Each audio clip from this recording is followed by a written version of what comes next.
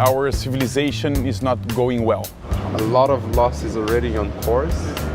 You do keep pointing about what's wrong with the current system. It means we have to rethink everything. But why? Why? Background comes from life itself. Open up our curiosity. Ele é uma mudança dos sujeitos que têm o direito a imaginar, né? Looking at the individual as multidimensional. That our nature is to flourish, our nature is to blossom, to be as great as we can.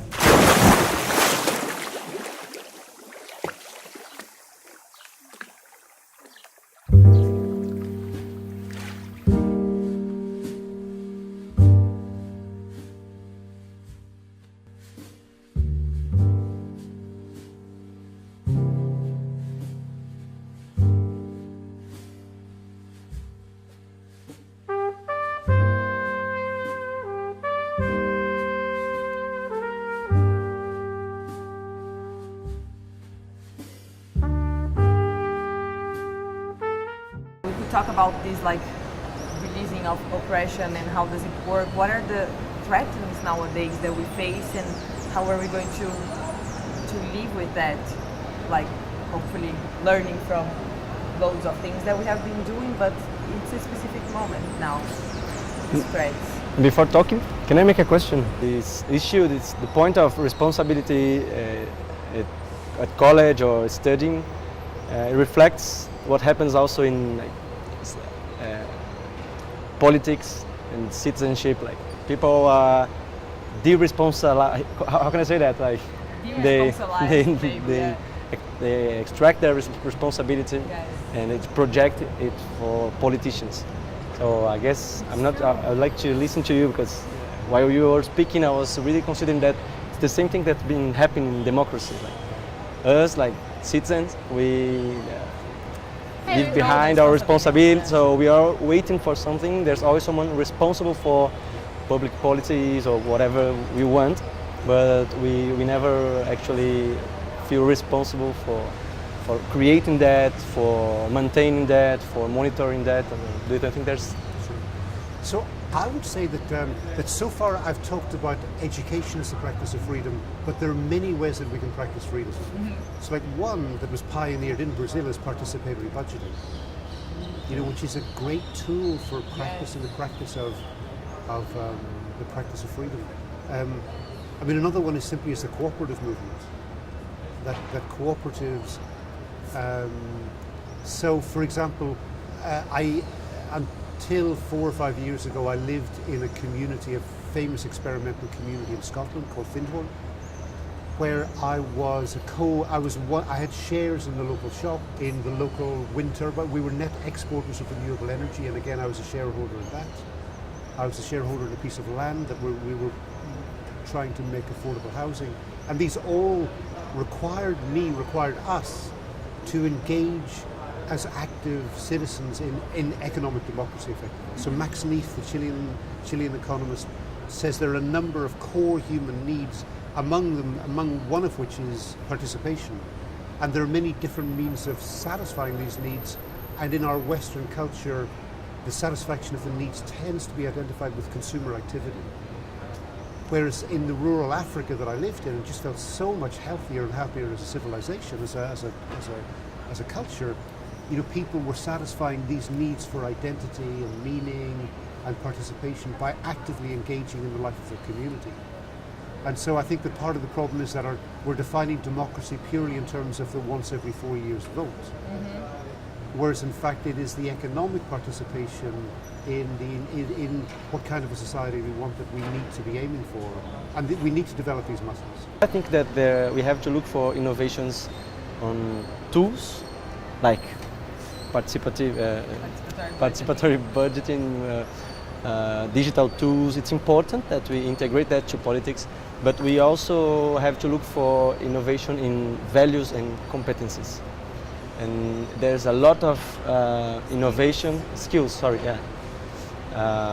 There's a lot of innovation going on tools, like new possibilities, including digital, but not only. There are lots of examples there. But what I think that we should and we need to focus more and more is about innovation in what are the values that will most contribute for like enhanced democracy. So I'll give you an example. Participatory budget it's a very special idea. It's a very important tool, but if we don't have people like that feel like empowered, that feel that they really first that they understand a bit of what that means. Like, if they don't have a view on democracy, on like coexistence, is that right to say? Coexistence, like I cannot go to the meeting, to the public meeting on participatory budget and just accept it as fair if they include what I'm asking. So I must go there and understand that sometimes there are other needs.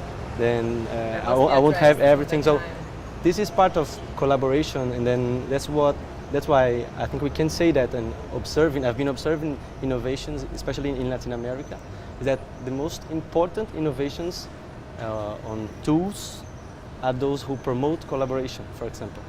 So they then you bring to the human part of transformation, right? And it shows actually. It doesn't mean that they are working, because many times when they promote collaboration, they just throw, how to say that, show light, put light, how to say that, you just let it clear that we don't have this as a value, and we don't have the skills for that. So I've been to 11 countries in Latin America, traveling and interviewing people who are innovating somehow in politics. And that's a point. Most of these initiatives are very important. I still think that they are part of the great process of transformation we are looking for, but it doesn't mean that they are working or they are already effective on changing politics. They are first changing people. They are first helping change people, and then this will help changing politics. Besides values, I feel that there's something that Bayo says, maybe you heard yesterday on the workshop as well. Where do we move from? Like from what part of our bodies, and where do we move from? What's triggering us to move? And that's a little bit how I see also values nowadays. Yeah. We don't need like to write down values and like agree and sign a paper, but like where does your movement and your action comes from? Is it just from your brain, from a rational perspective, or is your brain already in a more complex situation? Do you move from your heart? Do you move from your stomach? Do you move out of anger, fear, or love, or cooperation?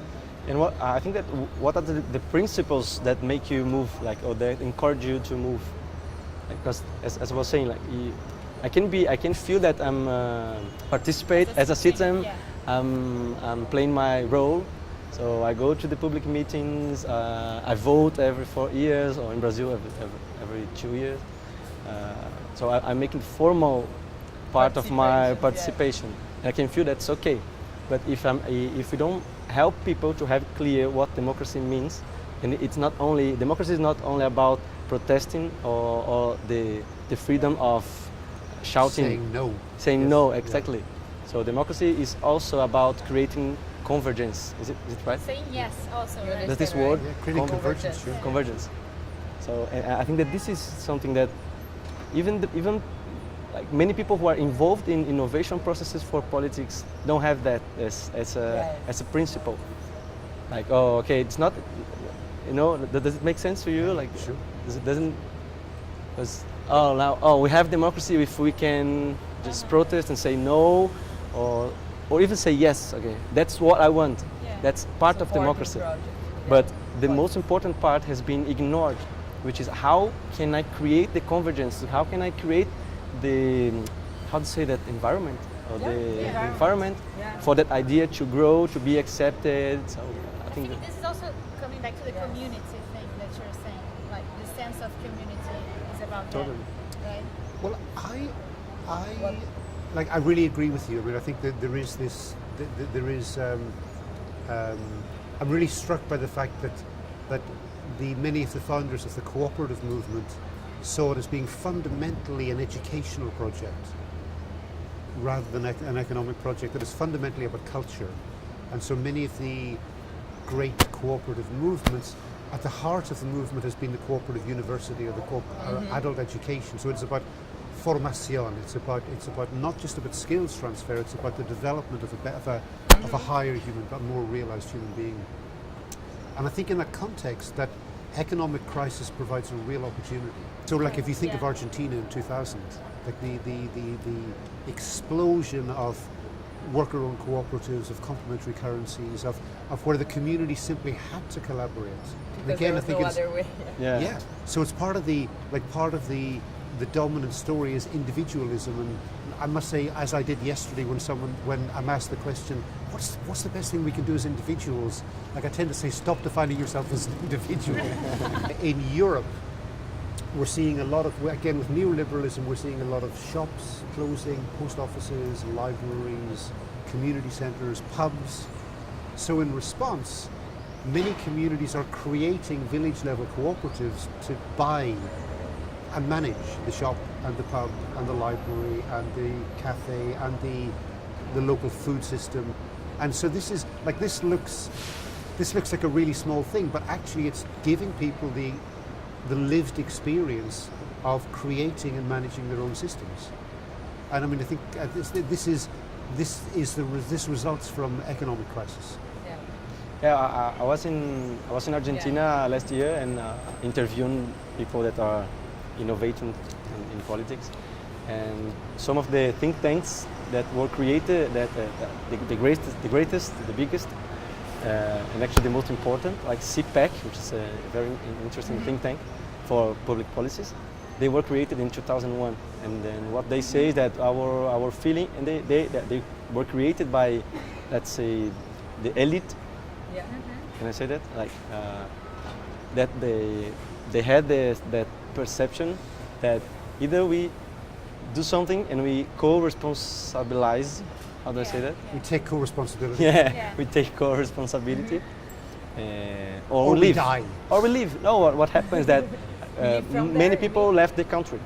So Okay. we have a crisis like this huge. Yeah, because Yeah. So So this is, have you heard of the Mondragon cooperatives? sorry. Have you heard of the Mondragon cooperatives? Mondragon. In the Basque, it's the biggest cooperative group in the world. They got 250 cooperatives that are part of the same family. They employ 80,000 people around the world.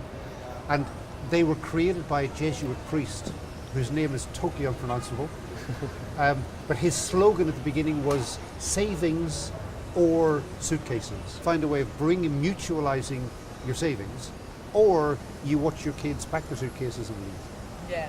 So this was his, and he was one of the most famous ones to say that the Mondragon cooperatives, 80,000 people, 250 co-ops around the world, is an educational project that also happens to do some economic activities. So Good. fundamentally about culture. Who's on the table when we start to talk about innovation?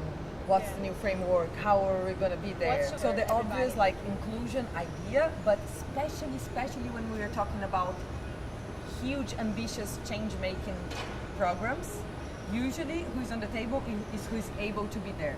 So it could be the most intelligent people of the country, usually in Latin America. And They are what is also- most intelligent? Yeah, We are the thinking most about other ways of thinking about education. Exactly. Maybe So the most even when we talk intelligent about doesn't know what to intellectual say. yeah.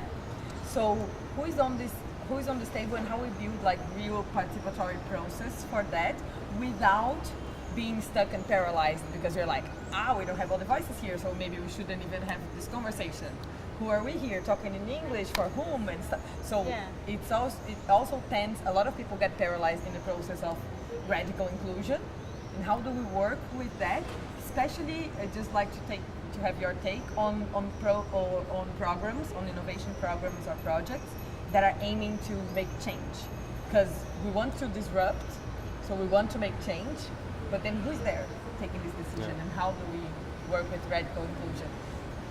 At the college, So for example. I would go back again to economic crisis, and this is not a blip. This is long term. Like the recent studies are showing that growth is increasingly unlikely to return. So Growth is growth increasing. is increasingly unlikely to return. So the dominant story is we're having a period of none, but we will return. we will return to growth. And macroeconomic studies increasingly are saying the rate of profitability has been dropping for 40, 50 years. Never gonna get back. So economic crisis is the new normal. So in that context, like, I think it is kind of inevitable that the intellectual elite are involved in the design of the systems. So, for example, the Occupy movement, intellectual elite right at the top, strategizing, participatory budgeting, the folk in Porto Alegre, they're really the ones who designed it. Mondragon, again, the priest and his followers. But each of these examples are examples of mass popular mobilization from the beginning. So in Argentina in 2001, the elite, the intellectual elite may have been the ones who did the brain work, but there was no, I mean, you see the films and photographs from those days from the beginning, mass movement, because there was no choice. So the elite are need to be involved in helping to see the long-term trend and creating the designs, but in a context of economic crisis, people will self-organize when they have to. Okay, it's focusing on the municipality, saying like the state, the federal state has been captured by the corporations. But a lot of the most interesting, innovative social economy, solidarity economy, activism is where municipalities are choosing to partner with civil society and local capital rather than with global capital. And so there's a lot of really interesting emerging case studies of citizens' movements from the bottom and municipal authorities from the top, creating partnerships that really are having significant impact. And like I find it interesting that at the beginning, the transition movement, which started in Totnes, it began with a deep suspicion of all political authority. So it actually began with a statement, governments will not understand in time, so we have to do it ourselves. And now I think increasingly they're seeing the importance of this strategic relationship, not with the national state, but with the municipality. Right. And so definitely in the course that I teach, Economics for Transition, many of the best practice case studies relate to engagement of municipalities in the process, which is not doing it, but is doing it with partnerships with local initiatives. Do you see this trend here in Latin America as well? This is very strong in Europe or in Spain, the municipalism movement. Well. And I think that this is, the debate is coming to Brazil, but we still don't have like practices. Especially because our laws make it more difficult. What I mean is that there's not autonomy, is that the right side? There are limits for what we can do, what we can do for and locally. In Europe as well, in Europe. Two examples that I think really tick most of the boxes on our discussion so far. One is the evergreen cooperatives in Cleveland, Ohio. And the other is, again, it's a town called Preston in the north of England, very post-industrial. It was an old Rust Belt city. And in both cases, the municipality is using its procurement budget. So the budget for buying, procurement is local government expenditure on school uniforms, school desks, energy, food, for the civil service, for the schools, for the hospitals. What they're calling the anchor institutions, because they're not footloose, they're anchored in the community. So the hospital in Preston will stay in Preston. And so what they're trying to do, and what they've done even more in Cleveland, Ohio, these are kind of two experimental pioneering initiatives, is to use that procurement budget not to buy from the cheapest, in other words multinational corporations, but to create local worker cooperatives that are then providing jobs for the most marginalized people in the community, and paying them then to deliver the food and the laundry services and the electricity and other services to local government. So, and this is, you see the photographs there, you see the video clips associated, there's deep empowerment here, but the initiative came from the elite, it came from those who had privilege. So we shouldn't, we shouldn't assume that there is no, I mean there is a critical role for the elites in this process. And I think that there's something important about that, that's looking at two dimensions, perspectives for the problem in who's on the table, and what happens that people cannot participate or properly or feel included and be included. And I think that one is looking at who is that person, and that's a great challenge for politics. That's looking at people, like looking at the individual as how to say that, multidimensional. Like what you feel, what you hear, what you speak, like What's your story, what you believe in, what's your faith. So this is very difficult for politics, and that's one of the reasons I think that makes people feel less identified with politics, like feel less included, because we are very concerned about economic issues, about taxes, about public policies, health, education, formal education, but we don't necessarily look at what people are feeling. Like who is the 21st century individual? Who is that guy? Who is the? Embrace the complexity. Yeah, that's it. Okay. So there are lots of authors that talk about that. I would mention like Bauman says, oh, that's, and then Liquid modernity. yeah, he said, who's that guy?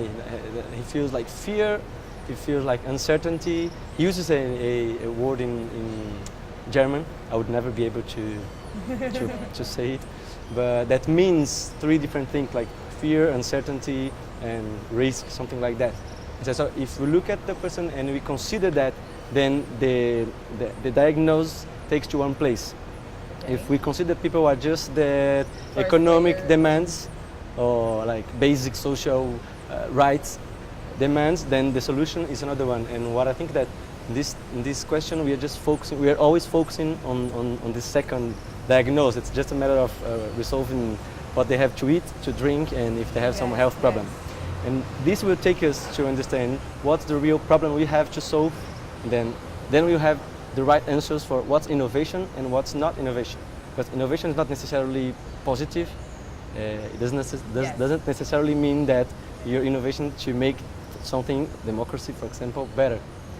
And then I think that if we look at who's that person, what's he or she feeling about what's going on about politics, then we can understand there's a crisis that's not not only economic crisis, not only a institutional crisis. It's a crisis of trust.